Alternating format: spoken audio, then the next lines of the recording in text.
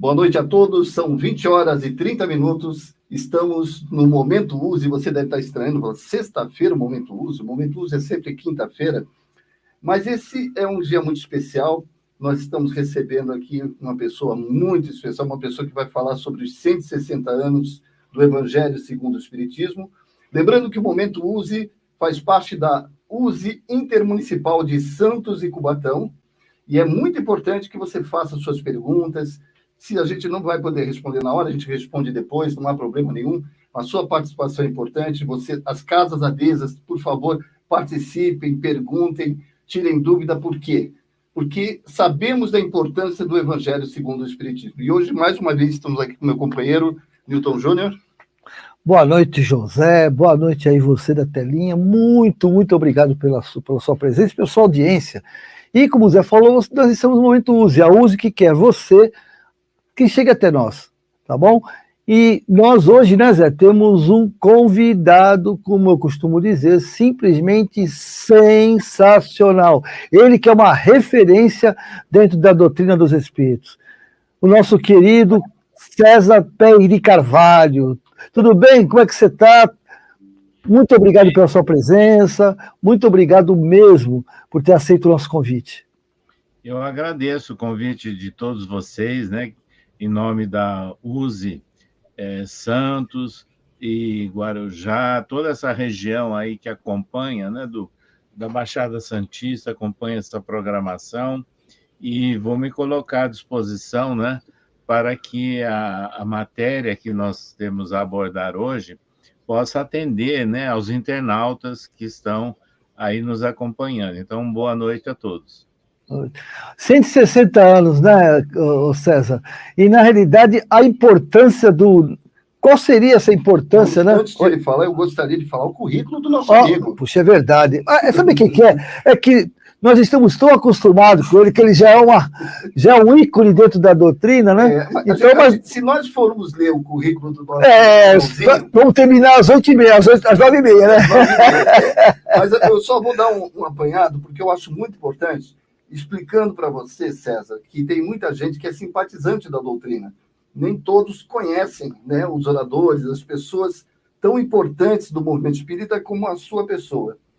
Escritor e palestrante espírita, Antônio César Pérez de Carvalho nasceu em Araçatuba, no dia 21 de maio de 1948, filho de Rodolfo Graça de Carvalho e Josefina Pérez de Carvalho, professora primária, descendente de italiano, a gente vê pelo nome, né? Sua família não era espírita, mas muito ligada à Igreja Católica, como a maioria do pessoal do interior, dos anos vindouros, dos anos passados aí, aliás. Estudante da Faculdade de Odontologia de Araçatuba, Pérez era aluno e amigo de Orlando Ayrton de Toledo, líder espírita na região, o que levou a participar da UME local. Então, sempre ligado ao movimento de união unificacionista, né? Casado com Célia Maria Rei Carvalho, teve 3 filhos, Daniel, Gustavo e Flávio, né? Doutor em ciências, atuou como professor livre docente e professor titular, chefiou a Câmara Central de Graduação da Universidade Estadual Paulista e foi pós-reitor da graduação da Unesp. Aí já recebeu medalha e prêmio de honra ao mérito, né? Você parece que tem alguns trabalhos também nos Estados Unidos, no Japão, né? É uma coisa realmente maravilhosa. É um líder espírita bastante estimado nas hostes doutrinárias no exterior.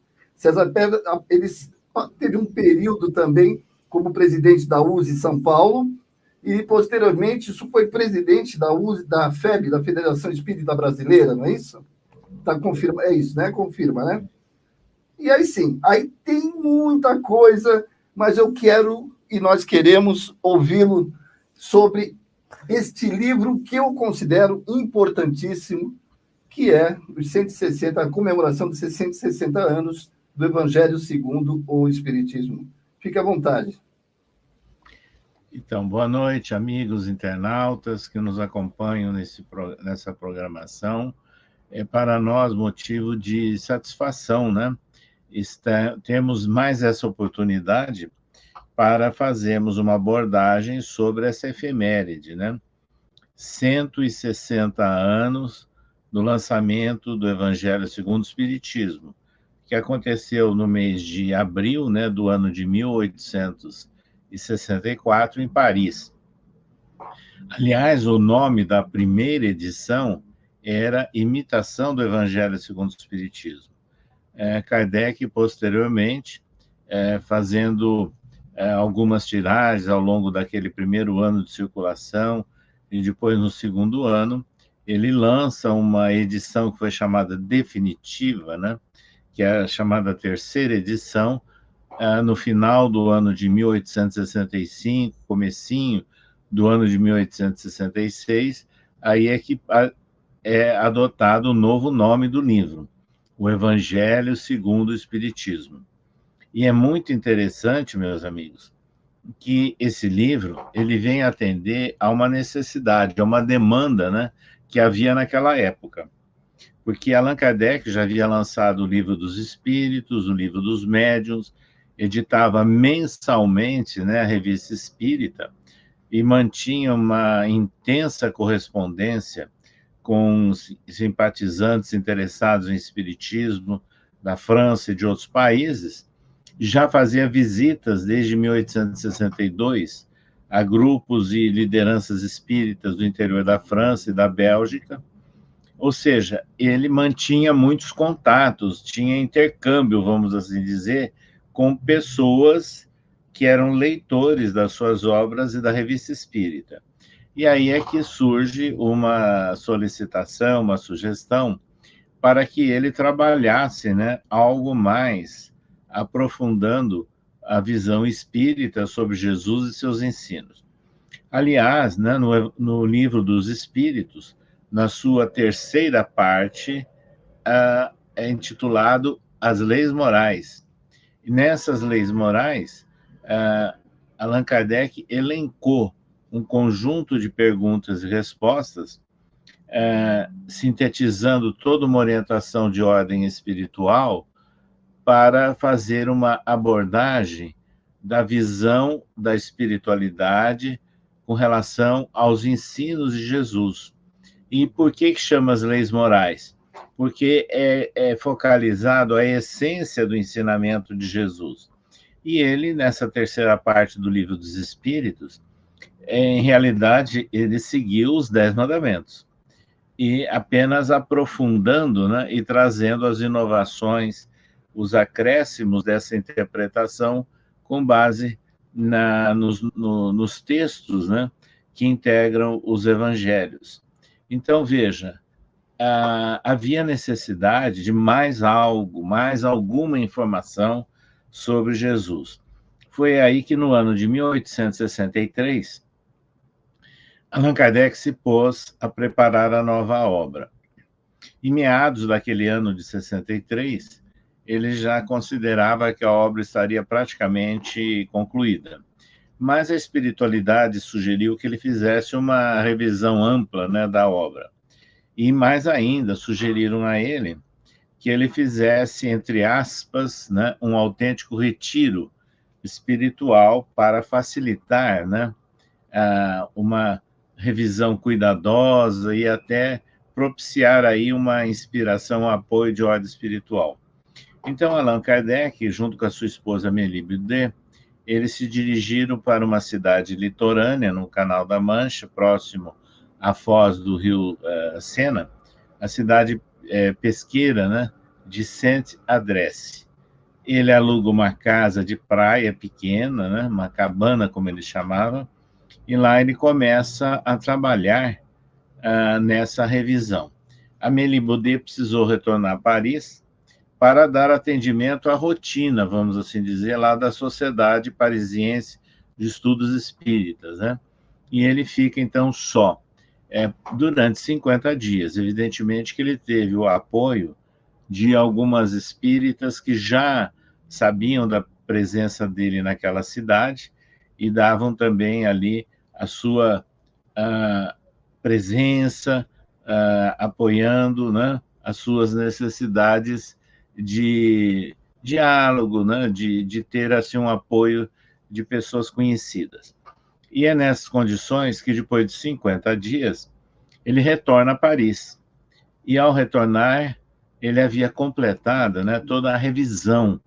E essa revisão, em realidade, constituiu-se numa completa alteração de toda a estrutura do livro.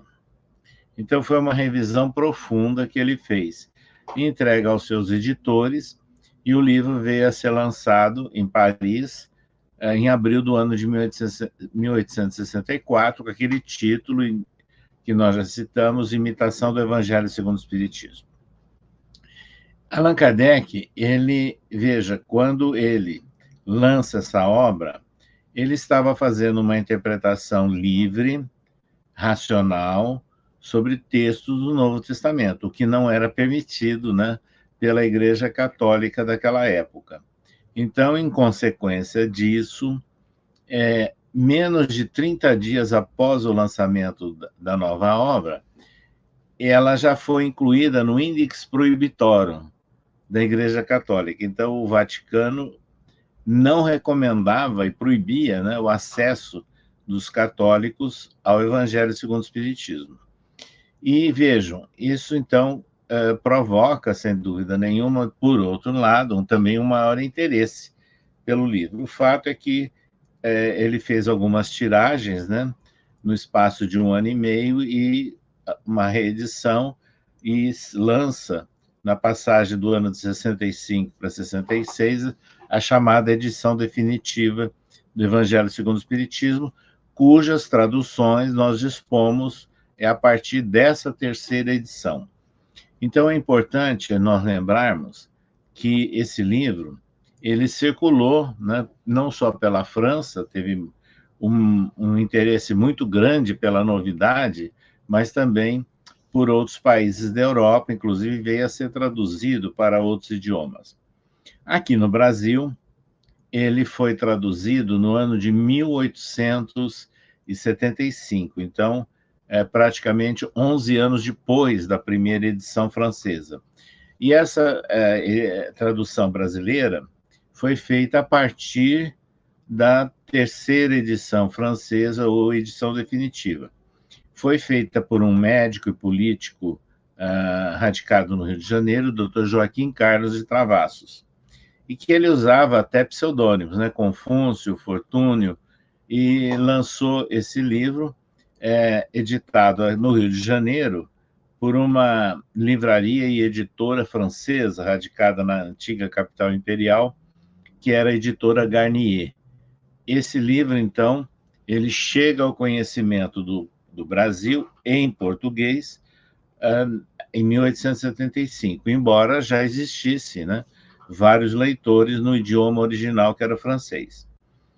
A partir daí, surgiram outras traduções. A mais conhecida, a mais difundida no Brasil, é a tradução de Guilhom Ribeiro, e que foi lançada entre os anos de 1936 e 1937, editado pela FEB. E esse livro se disseminou pelo Brasil afora. Hoje existe aí dezenas de traduções e de editoras que divulgam, né, e disseminam o Evangelho segundo o Espiritismo. Eu posso dizer a vocês que em toda a história do movimento espírita brasileiro, o Evangelho segundo o Espiritismo é a obra mais comercializada, mais difundida, de maneira que ela chega, né, em ambientes até não espíritas. Nós temos conhecimento de agremiações não espíritas, mas de ordem mediúnica, que leem e adotam também o Evangelho segundo o Espiritismo. Então, esse livro teve um papel, uma repercussão marcante, né, desde o seu início. Mas por que tudo isso? Então, nós vamos, primeiramente, rememorar que, na apresentação do Evangelho segundo o Espiritismo, Allan Kardec define o objetivo do livro, ou seja, ele não daria muita atenção às questões históricas, linguísticas e nem à polêmica sobre Jesus. O objetivo do Evangelho segundo o Espiritismo, Kardec deixa claro, é o ensino moral de Jesus. Então, é em cima do ensino moral de Jesus, é a essência de tudo aquilo que Jesus falou e executou, é que Kardec passa a analisar nessa obra. Mas ele adota, obviamente, os versículos dos 4 evangelistas, né? Então, isso é importante nós entendermos, que ele esclarece na apresentação do Evangelho segundo o Espiritismo, que esse livro, ele, na verdade, representaria a chave para decifrar aquelas palavras ininteligíveis para grande parte das pessoas que liam a Bíblia. Que chave é essa? Ele, mais adiante, ele apresenta, é a certeza da imortalidade da alma. Então, vejam, o livro Evangelho segundo o Espiritismo, ele, primeiramente, ele está fundamentado em versículos que Kardec selecionou do Novo Testamento. Aí ele faz a sua análise, a sua interpretação, dentro de uma ótica espírita, ou seja, fundamentado em O Livro dos Espíritos, que é o livro básico, inaugural do Espiritismo. A outra questão que é importante nós lembrarmos, essas análises que ele faz, ele acrescenta também instruções espirituais, que ele coloca ao final dos capítulos. São mensagens recebidas por vários médiuns de diversas partes da França, então não era apenas ali da Sociedade Parisiense de Estudos Espíritas, e que encaminhava a Kardec. E como ele selecionava? Fazendo um estudo sobre a coerência daquelas mensagens com os princípios exarados do Livro dos Espíritos. Então, é esse o critério, a metodologia que ele usou. Conhecer a fundamentação da mensagem, a essência da mensagem espiritual, se era condizente com o Livro dos Espíritos. Isso é importante, esse raciocínio até nossos dias. O outro detalhe que ele esclarece, ele omitiu o nome dos médiuns. Se vocês olharem o Evangelho segundo o Espiritismo, ao final de cada instrução dos espíritos, tem o nome do autor espiritual, a cidade de onde ela surgiu e o ano. Não tem médium. O Kardec esclarece que ele fez adoção desse procedimento para evitar estímulos a orgulho. Então, veja, para ele, mais importante do que ficar citando o médium, era ver se a mensagem tinha um conteúdo condizente com o Livro dos Espíritos. Isso é importante, inclusive, para nossos dias, né, minha gente? Numa época de tantas fake news, de tantas abordagens estranhíssimas, né, pela internet afora, e que se dizem espíritas, o primeiro cuidado que nós temos que fazer antes de compartilhar, antes de divulgar, é ver se elas são coerentes com os princípios espíritas. Então, a Kardec já deu esse exemplo lá na base, lá na origem, e que nós temos que adotar em nossos dias também. Pois bem, feita essa abordagem introdutória, esses esclarecimentos que Kardec anota na apresentação do Evangelho segundo o Espiritismo, ele parte, portanto, para a montagem dos capítulos. E nos capítulos, o que nós vamos ver? Ele sempre faz a transcrição de algum ou mais versículos, de um ou mais evangelista na abertura do capítulo. Ele seleciona, na realidade, versículos que têm coerência ou que fundamentam princípios espíritas.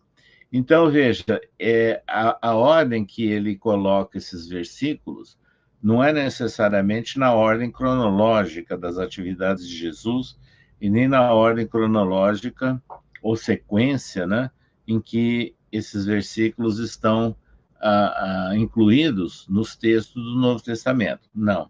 Ele selecionou de acordo com o conteúdo. E assim, primeiro ele faz essa transcrição. Os versículos do Novo Testamento, ele adota a tradução do Novo Testamento mais difundida na França do século XIX. que era a tradução do Lemaitre de Sacy. Quem foi Lemaitre de Sacy? Foi um sacerdote católico que viveu no século XVII e que fez a tradução pela primeira vez do latim para o francês. Porque as traduções do latim e do grego só foram feitas depois do movimento da Reforma, a partir das propostas renovadoras de Lutero. Até então, apenas a Igreja utilizava na versão em latim. A partir da Reforma, né, iniciada por Lutero, é que o Novo Testamento passou a ser traduzido para diversos idiomas. Então, essa primeira tradução para o francês do Lemaitre de Sacy foi adotada por Kardec. Isso é importante, nós sabemos, porque, vejam, o comentário que Kardec faz, a análise, é em cima daquele texto que ele transcreveu, daquela tradução. Isso significa o seguinte, é uma alerta e uma orientação para todos nós. Nós não podemos pegar qualquer tradução e verificar, às vezes, aquele texto comentado por Kardec, porque às vezes ele cita palavras da tradução do Lemaitre de Sacy, e que às vezes não aparece aquela palavra em outra tradução. Então, isso é importante nós lembrarmos também. Após a transcrição de versículos do Novo Testamento, ele próprio, Kardec, faz o seu comentário, a sua análise, e ele tinha excelentes condições intelectuais para fazer isso, um preparo de vida, de experiência de vida para fazer isso, além, obviamente, da inspiração de ordem espiritual. Depois, então, é que ele acrescenta instruções espirituais. Então, assim, ele foi montando os capítulos que integram o Evangelho segundo o Espiritismo. Quanto ao conteúdo, vejam, os primeiros capítulos, eles estão muito interrelacionados com os princípios básicos do Espiritismo. Então, nós vemos aí, por exemplo, o capítulo 1, Não vim destruir a lei. Que lei, né, que Jesus não veio destruir? A lei divina, os 10 mandamentos. Então, isso que é importante nós lembrarmos. É por isso que Jesus frequentemente usava uma frase: ouvistes o que foi dito aos antigos, eu, porém, vos digo. Ou seja, ele está revogando normas que eram típicas de épocas. Então, ele valoriza os 10 mandamentos e alguns textos de profetas, e deixando de lado muita coisa que não é coerente nem com o cristianismo e nem com o espiritismo depois. Então, isso é importante a gente entender o capítulo 1, Não vim destruir a lei. O capítulo 2, O meu reino não é deste mundo. Então, ele está mostrando o sentido de reino dele, que é diferente daquele que as igrejas cristãs falam e que o Espiritismo esclarece, que o reino de Deus está dentro do nosso íntimo. Então, ele começa a mostrar exatamente isso. Mas ele mostra a coerência que deve existir entre as nossas ações e sentimentos com aquilo que emana de Deus. Então, aí a ideia de reino de Deus, nas nossas ações, nas nossas concretizações. O capítulo 3, Há muitas moradas na casa do meu pai. Tem várias interpolações aí que nós podemos aproveitar. O sentido de morada espiritual, muito bem tratada nas obras espíritas, notadamente de André Luiz, as colônias e diversos tipos de ambiência de ordem espiritual, como também a presença que nós sabemos, né, da nossa morada, do nosso tabernáculo individual, né? Nós somos espíritos encarnados.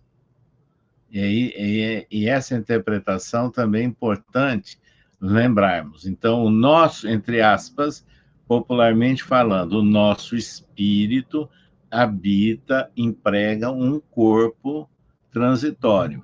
E tem o outro sentido, que é a existência de vários orbes habitados.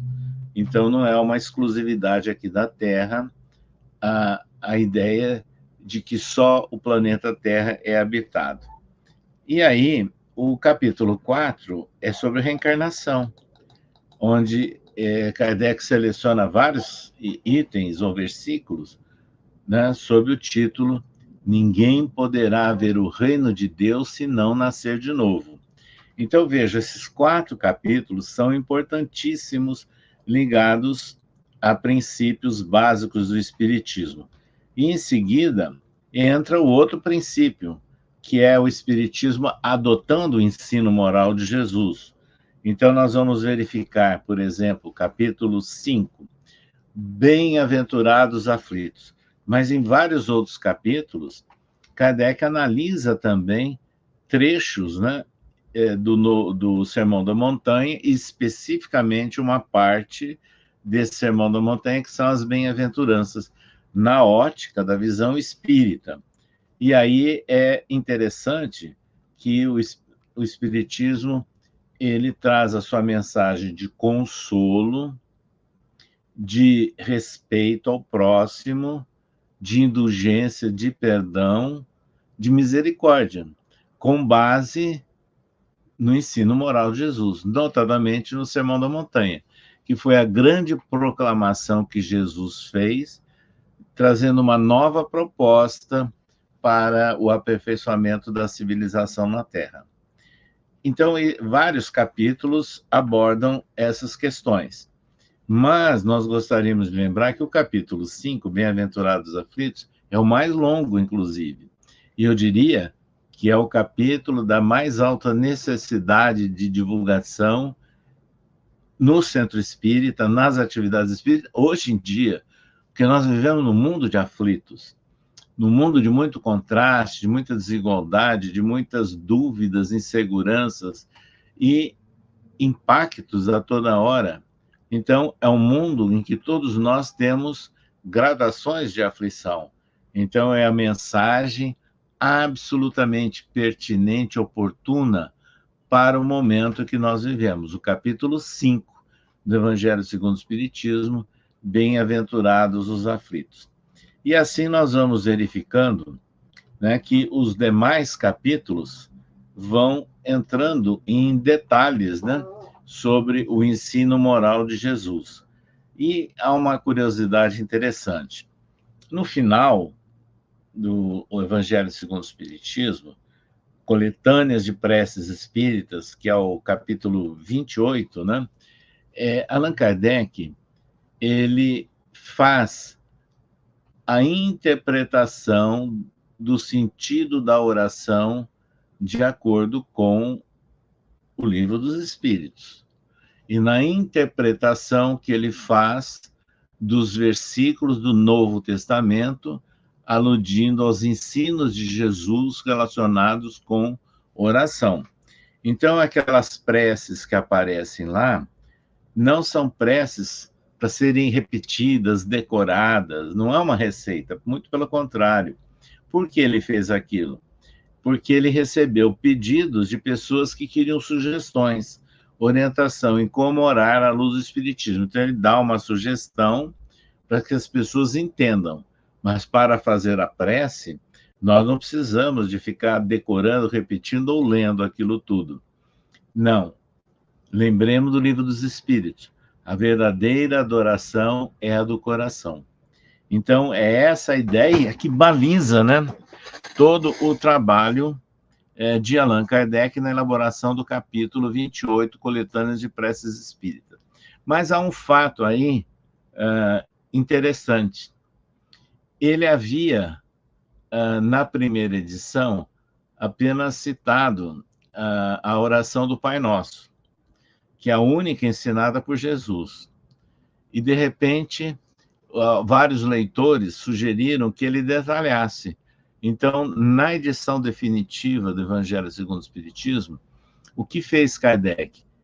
Ele fez comentários sobre cada frase da prece do Pai Nosso. Por que isso?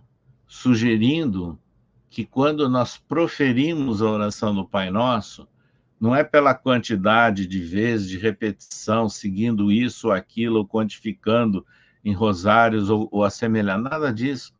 Pode ser feito uma única vez, mas ela tem que ser feita com sentimento, com o nosso pensamento sintonizado, voltado àquilo que nós estamos falando. A oração do Pai Nosso é um compromisso que nós assumimos. Com quem? Com a divindade. Pai Nosso, ou seja, a Deus que nós estamos nos dirigindo.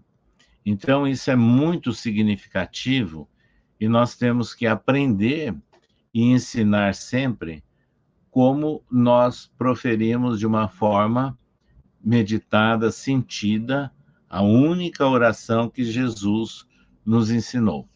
Então, é por isso, meus amigos, que o Evangelho segundo o Espiritismo, com toda essa tradução que ele fez, vamos assim dizer, de sentimento, de sentido real, de versículos do Novo Testamento, ele gerou uma interpretação livre, aberta, independente do livro, dos livros do Novo Testamento. É por isso que gerou um mal-estar, não é? E até a proibição por parte da Igreja Católica. Mas é exatamente o que o povo necessita. Então, o Evangelho segundo o Espiritismo, ele tem um papel a cumprir na atualidade. E qual é esse papel? Esse é um dado aí que muitas vezes passa desapercebido. Como em função da nossa trajetória no movimento espírita, nós tivemos a oportunidade de atuar em várias instituições, muitas viagens, muito contato com os espíritas, e conhecemos todos os estados do Brasil, e não apenas as capitais, também cidades do interior. O que nós constatamos? O Evangelho segundo o Espiritismo, embora seja o livro mais difundido no meio espírita, não é o mais estudado. Muitas vezes o Evangelho segundo o Espiritismo é usado apenas para uma leitura de abertura de uma reunião, como se diz, de preparação de ambiente. Raramente um expositor faz palestras sobre o Evangelho segundo o Espiritismo. Então, nós fomos chegando à conclusão que havia necessidade de se estimular o estudo do Evangelho segundo o Espiritismo.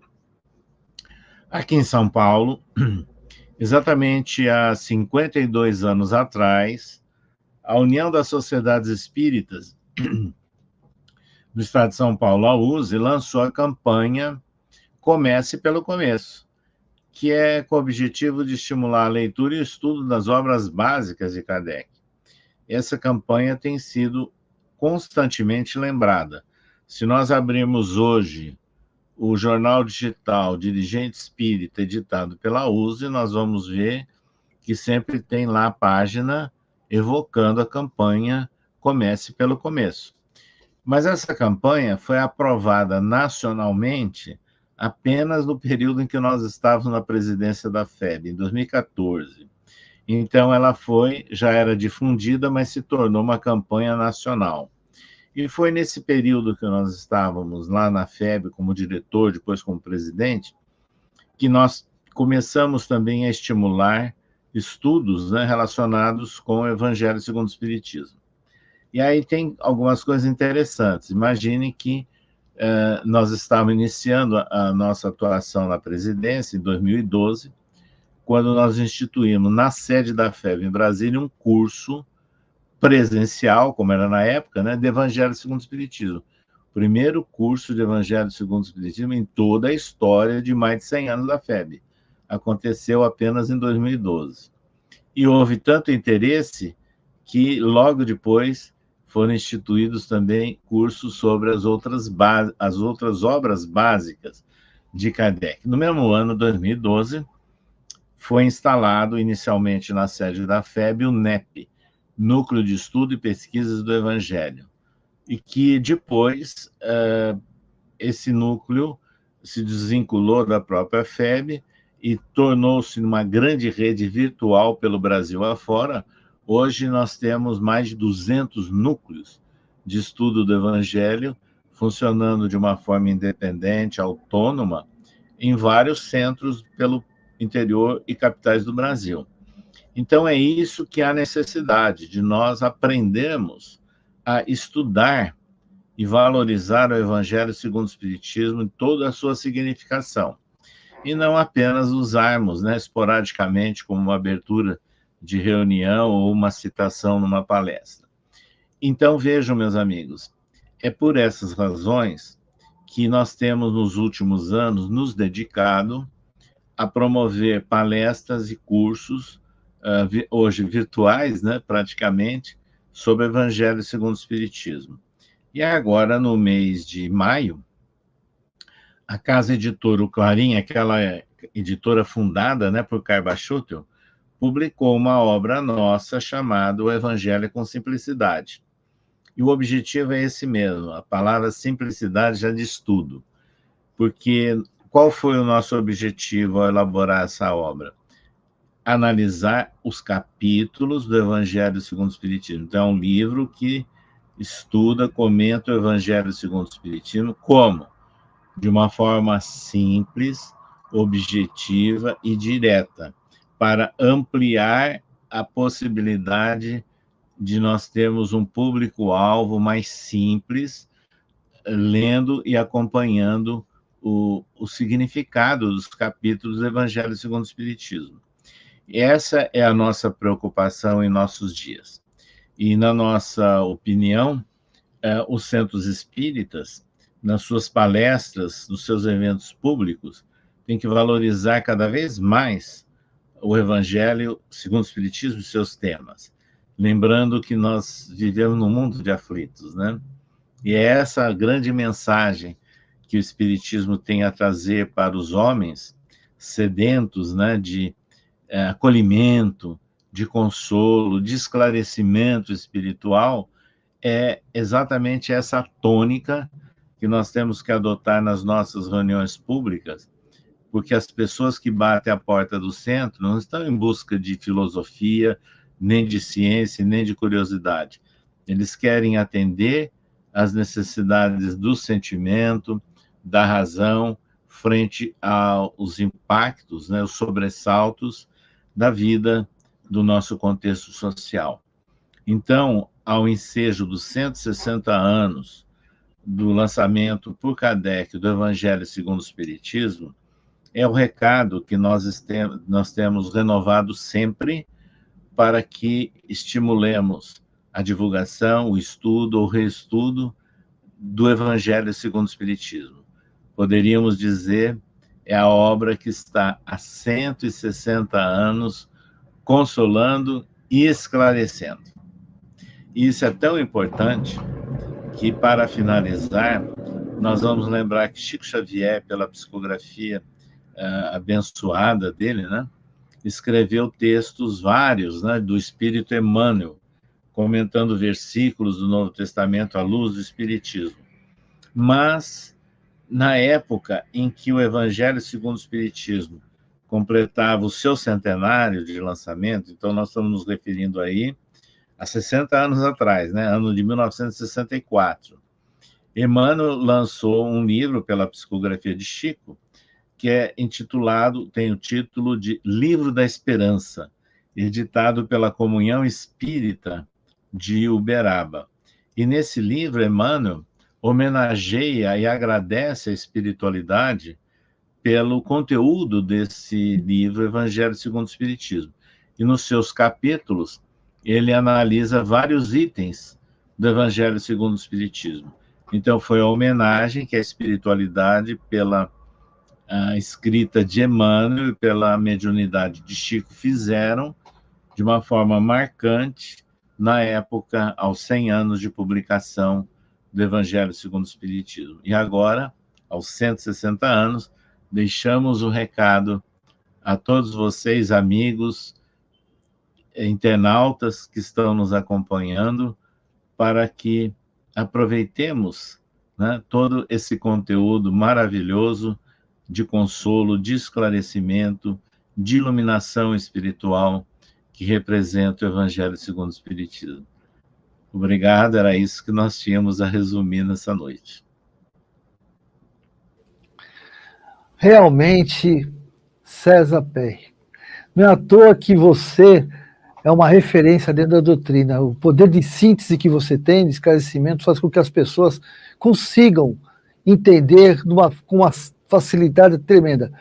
Agora, na sua visão, né, na sua percepção, nesses 160 anos, você acha que realmente, verdadeiramente, o Evangelho, segundo o Espiritismo, ele foi e é bem aplicado nas casas espíritas? Porque a gente sabe que dentro das casas espíritas chegam pessoas que buscam consolo, né? Querem auxílio, querem uma fórmula, se é que existe essa fórmula, apesar que a fórmula é nossa, né? Uma fórmula de resolver os seus problemas. Você acha que as casas espíritas estão aplicando de forma adequada? Se não estão, seria talvez a fórmula? Qual é a sua visão, né, com relação a tudo isso? Olha, meu amigo, falando assim no geral, né? Nós temos a impressão que os centros espíritas estão necessitando de dar mais atenção, mais foco no chamado acolhimento das pessoas que chegam ao centro espírita. Acolhimento não tem nada a ver com atendimento fraterno.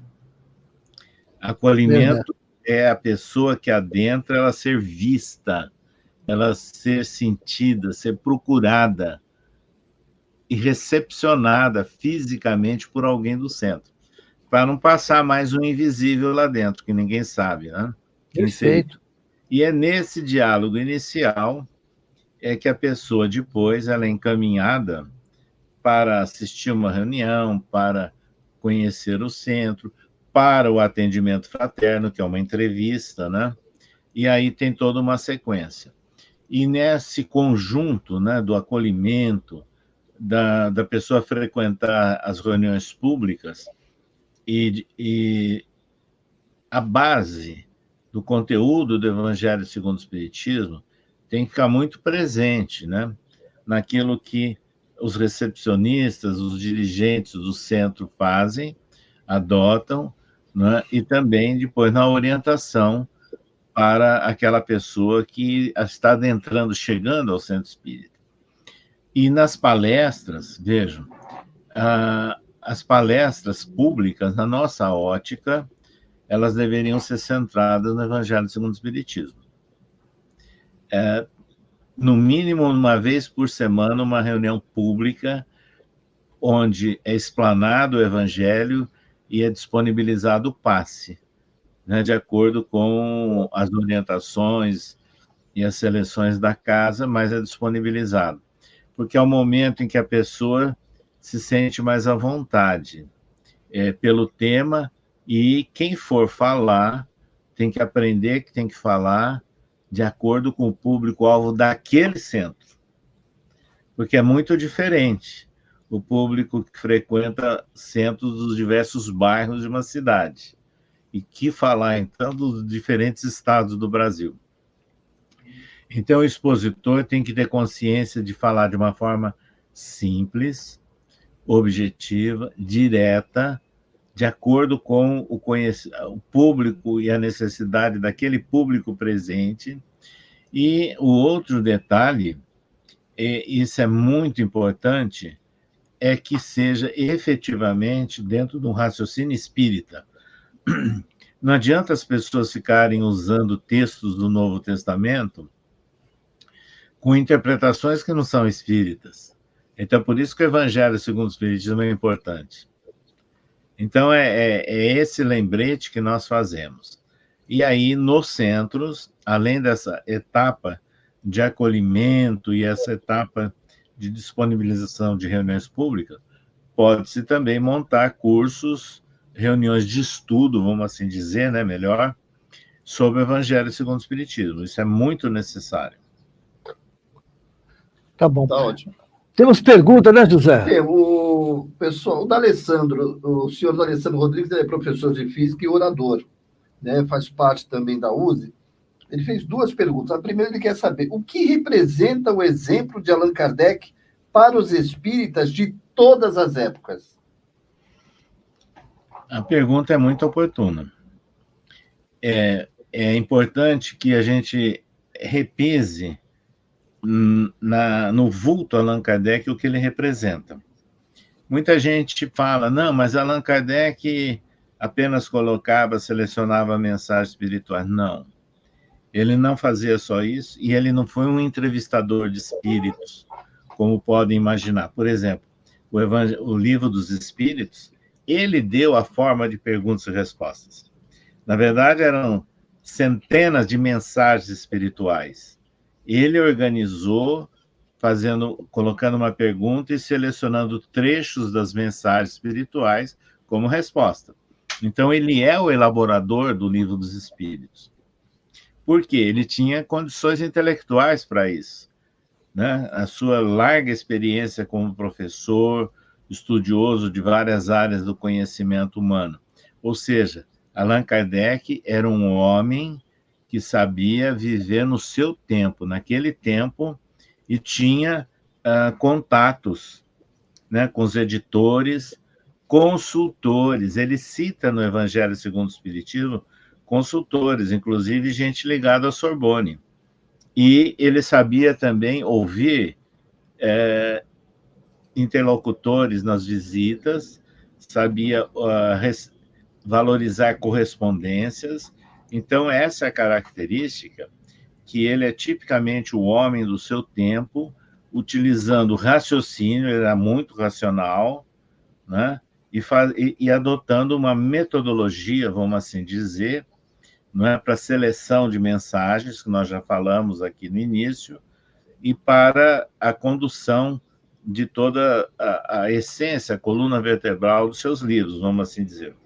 Então, o papel de Kardec como homem voltado ao seu tempo, valorizando a tudo, respeitando a tudo, e intelectual, mas fazendo uma análise coerente de tudo com a fundamentação do Livro dos Espíritos.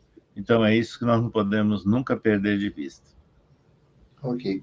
A segunda pergunta diz assim, como podemos agir para que o Centro Espírita expresse cada vez mais a fidelidade ao Espiritismo? Só tem um caminho. Estimulando o estudo, né, do Espiritismo a partir das obras básicas. Isso é que é importante. E quando nós falamos a partir das obras básicas, nós estamos nos referindo às 5 obras principais de Allan Kardec, que, de certa forma, elas andam muito esquecidas. Hoje é muito comum nós termos estudos variados em torno de apostilas. Eu, como professor universitário, desde os final dos anos 1970, quer dizer, há muito tempo atrás, nós já não adotávamos, não valorizávamos apostilas, mas recomendávamos que o estudante devia aprender a estudar nos livros, nas bibliotecas. Hoje, nós poderíamos dizer, não apenas nos livros físicos, como também nos digitais, né, que são disponíveis. E não apenas ficarmos na leitura de apostilas, porque elas, sem dúvida nenhuma, trazem também uma influência do organizador da apostila. Perfeito. Agora, só um comentário. A gente fala que o estudo é importante, mas a realidade de cada casa espírita é diferente, né? Existe totalmente... a gente percebe, a doutrina é a mesma, mas as necessidades são diferentes, não é isso? Exatamente. Essa é uma realidade que nós temos que aprender a conviver no movimento espírita. Eu vou dizer por quê. É a característica do povo brasileiro. É a característica do país. O país é multicultural, multirracial. Então, eu posso dizer com a maior tranquilidade a vocês, porque eu viajei muito, que tem regiões do país que tem uma influência mais acentuada de essa ou aquela corrente migratória de país ou de continentes. Então, não há uma uniformidade no país quanto à origem cultural e tradicional. Isso reflete no movimento espírita também. E tem a outra característica social. Então, nós encontramos, e eu tive a oportunidade de visitar centros muito simples pelo Brasil afora, até dentro da Amazônia, locais acessíveis apenas por barcos, viagem de 2 horas de barco para chegar no local, para conhecer, sem nenhuma estrutura física, até centros típicos, né, de grandes cidades, bem estruturados, né? E então isso é importante a gente entender essas diferenças. E isso está fazendo falta no movimento espírita. Sabe qual é o indício que está fazendo falta? Qualquer um pode visitar qualquer bairro ou bairros periféricos das cidades e verifique quantos centros espíritas que estão funcionando lá na periferia das cidades. Não estão presentes em geral. Você sabe por quê, né? Está elitizado. Falta identidade, falta linguagem, falta atendimento e reconhecimento das necessidades daquele público-alvo. Isso. É isso que está faltando. Perfeito, perfeito. O nosso irmãozinho Vidar, né, ele está pedindo, inclusive é da USE São Vicente, ele queria que o senhor falasse um pouquinho da sua experiência quando foi presidente da FEB. Quais foram os seus maiores desafios? E eu andei vendo o seu histórico, que o senhor tinha 2 desafios grandes ali. Um é tirar a burocracia, quando o senhor pegou a FEB, né? E tem mais um que eu não lembro agora, mas eu lembro que o senhor tinha 2 desafios, né? Então, veja bem, a FEB, ela teve um desenvolvimento em cima de uma tradição que foi originária na antiga sede lá do Rio de Janeiro. E, sem crítica, mas é uma realidade. Os diretores e presidentes da FEB, grande parte deles, não eram vinculados a centros espíritas. Muitos chegaram direto na FEB, colaborador na FEB, por uma razão ou outra. Então, vejam, aí tem um detalhe, né, histórico, que eu não posso deixar de citar. Em toda a história da FEB até hoje, só 2 presidentes tiveram origem das atividades de evangelização, mocidade espírita, centro espírita, órgão de unificação no interior, órgão de unificação estadual e depois a FEB. É o Nestor Mazotti e nós mesmos. O Mazotti. Só os 2. Todos os demais são originários de reuniões ou de atividades internas da FEB, que é o chamado campo experimental. Então, essa é uma diferenciação que nós não consideramos muito adequada, embora seja sacramentada nas últimas décadas da FEB. Na nossa ótica, o campo experimental são os centros espíritas. Quer dizer, quando você faz uma proposta, um estudo, quem tem que experimentar e viver é o centro espírita, e não um local que pode ser privilegiado, inclusive, né? E que tende a acontecer isso. E a outra visão é a visão de unificação. Veja, a ideia de união e de unificação que se desenvolveu em São Paulo, ela é única na sua origem. O estado de São Paulo é o único estado onde a União das Sociedades Espíritas surgiu, foi fundada a partir de uma conclusão de um congresso estadual. E, na época, tinha 551 centros fisicamente presentes no congresso e que votaram, entendeu? Então, a USE, por exemplo, ela surgiu da representação direta dos centros e ela funciona com a representação dos centros. Em muitos locais do Brasil, hoje já estão acontecendo algumas alterações, mas em muitos locais, muitas entidades vinculadas a atividades federativas não são originárias da representatividade direta dos centros, mas até de pessoas físicas. Então, isso gera também uma compreensão diferente, né, do movimento espírita. Então, são vários desafios que a gente tem na história, na trajetória do movimento espírita brasileiro. Olha, assim, para encerrar, Newton, eu queria, primeiro que nós estamos assumindo a USE Intermunicipal de Santos e Cubatão, até uns 3 meses, né? Isso. Através do seu presidente, que é o Wilson Trindade, que é do Centro Espírita Luiz Monteiro de Barros. Eu queria que o senhor desse uma mensagem para a gente. A USE aqui, nós agradecemos muito, né? Aqueles que assumiram a USE antes dessa gestão. Que foram os verdadeiros heróis, diga de passagem, porque... Por causa de pandemia, por causa... Foi uma loucura. Foi uma loucura. Não foi só para... no Brasil inteiro, mas a gente sente na pele, né? Na realidade, a gente sente. Eu quero que o senhor, assim, nos dê uma força e fale assim, o que nós poderíamos entender da USE, o que a USE pode expandir. E o que pode, e complementando, Zé, o que no seu conhecimento, o que a USE pode fazer para atrair, né, as casas espíritas? Qual seria a fórmula ou o modelo que a gente pode usar para tentar atrair as casas espíritas e fazer realmente essa integração, essa união, né, de sociedades? Pois é, meus amigos, na realidade, eu conheço o movimento espírita de Santos, especificamente, desde o final dos anos 1970. Mas eu morava ainda em Araçatuba e recebia visitantes, expositores espíritas de Santos, como também a convite deles eu compareci muitas vezes desde aquela época em atividades de centros espíritas. E nesse meio de tempo nós temos notado, né, a expansão e até a subdivisão, né, de órgãos de unificação da USE, né? Eu vejo aí agora Santos e Cubatão, Guarujá, Bertioga, e mais a parte mais do sul, né, do litoral, e toda a Baixada Santista está se expandindo, né, esse movimento. Isso é marcante.